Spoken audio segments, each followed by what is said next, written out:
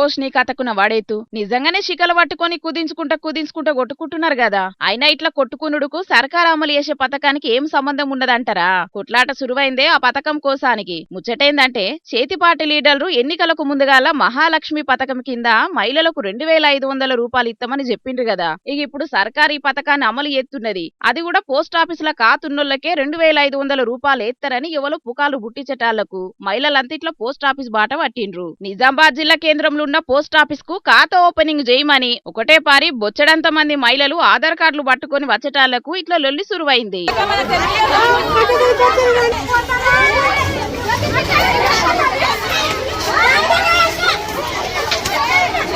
అయినా ఇక్కడ ఒక్క కాన్నే కాదు, మొన్నట్లా వికారాబాద్ జిల్లా పరిగిల సుతం పోస్ట్ ఆఫీసుల కాతున్న మహిళలకే 2500 రూపాయలు ఇస్తారని పుకార్లొచ్చేటాళ్లకు మహిళలంతా పోస్ట్ ఆఫీసు బాట పట్టిండ్రు. మాకు సర్కార్ నుంచి ఆదేశాలేం రాలేదు, మీకు పైసలేం పడాయని అక్కడున్న అధికారులు చెప్పేటాళ్లకు మెల్లగా ఇండ్లకి జారుకున్నారు మహిళలంతా. రూపాయి పనిచేస్తే 10 రూపాయల అడ్వర్టైజ్మెంట్ చేసుకునే ఈ కాలంలో గంత పెద్ద పథకాన్ని సర్కార్ షాల్ చేసినప్పుడు అందరికి తెలియకుండానే చేస్తదా? బరాబర్ అందరికి తెలిసేటట్టే చేస్తది. అవసరమైతే పెద్ద సభ పెట్టి మరి మహిళలకు 2500 రూపాయలు ఇచ్చే కార్యాన్ని ముంగటేసుకుంటది. కాబట్టి ఇసొంటి పుకార్లను ఎవ్వరు నమ్మకుండ్రి, పోస్ట్ ఆఫీసుల కాడికి పోయి గోసలు పడకుండ్రి. ఏమంటున్నాం, సరేనా?